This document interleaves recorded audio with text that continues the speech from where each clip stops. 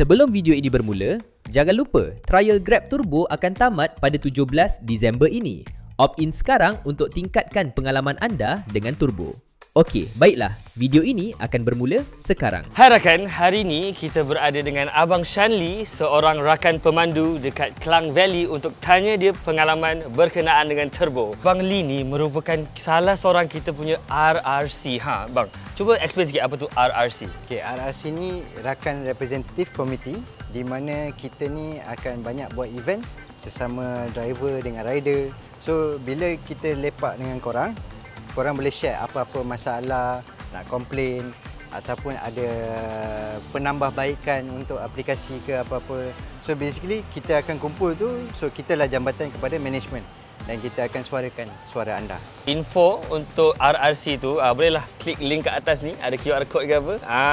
Di situlah korang boleh dapat more info on RRC ni dan macam mana korang nak join community tersebut. Untuk pengetahuan rakan-rakan di sana, Turbo baru di-launchkan di Klang Valley pada 3 Disember 2025. Dan abang boleh tak abang cerita sikit pengalaman abang menggunakan Turbo itu? Pengalaman saya bila buat Turbo ni something new jugalah yang saya baru nak try. So bila kita try ni yang paling best tu nampak 5% cashback. And then after that something new yang kita nampak preferred area. So basically preferred area ni kita macam boleh pilih kawasan kita dan kita main dekat situ je. Tapi bang, tadi abang ada mention pasal Turbo cashback 50%. Boleh tak abang explainkan macam mana dia punya proses tu? Okay, at first kita kena buat warm up dulu 30 minit. So kita on macam biasa tapi tak ada apa-apa cashback lagi lah. So after that, after effect 30 minutes tu dia akan ada 5% cashback. Lepas tu kalau yang preferred area tadi tu, macam mana seseorang tu nak mendapatkan preferred area tu? Okay, at first kita boleh pilih satu preferred area. So lepas dah buat selama 4 jam online, kita akan ada lagi satu extra kita boleh pilih. So benda tu akan berkembang-kembang. Boleh tak abang beritahu sikit preferred area tu kat mana kat area Klang Valley ni? Biasa kalau Klang Valley ni macam dia ada yang panjang. So basically dia sambung sekali Petaling Jaya, Subang dengan Shah Alam.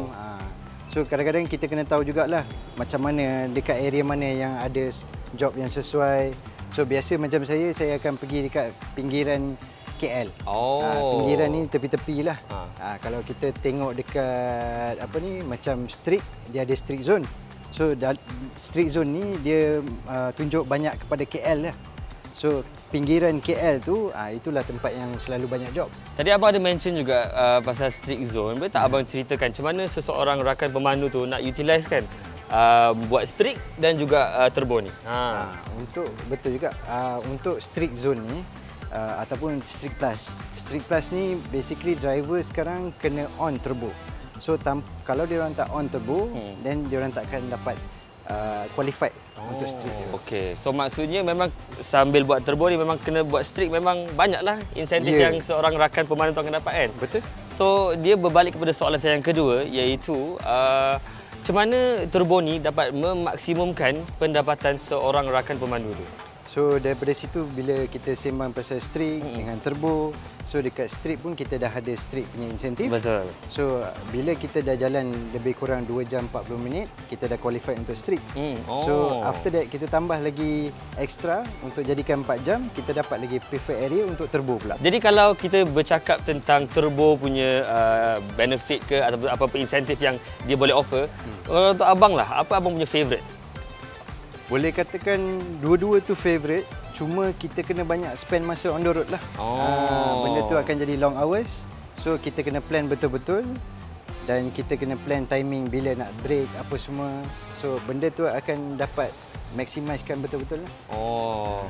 Jadi untuk yang terakhir pula, ada tak apa-apa message yang abang nak share kan kepada rakan-rakan pemandu kita yang sedang tengok ni tentang Turbo ni lah? Rakan-rakan pemandu dekat luar sana, better try dulu sebelum kita nak cakap apa-apa ke. So basically bila kita dah try, kita akan tahu apa yang kebolehan kita boleh buat dekat diri kita dan juga macam mana kita boleh maksimumkan income. Dengar tu guys.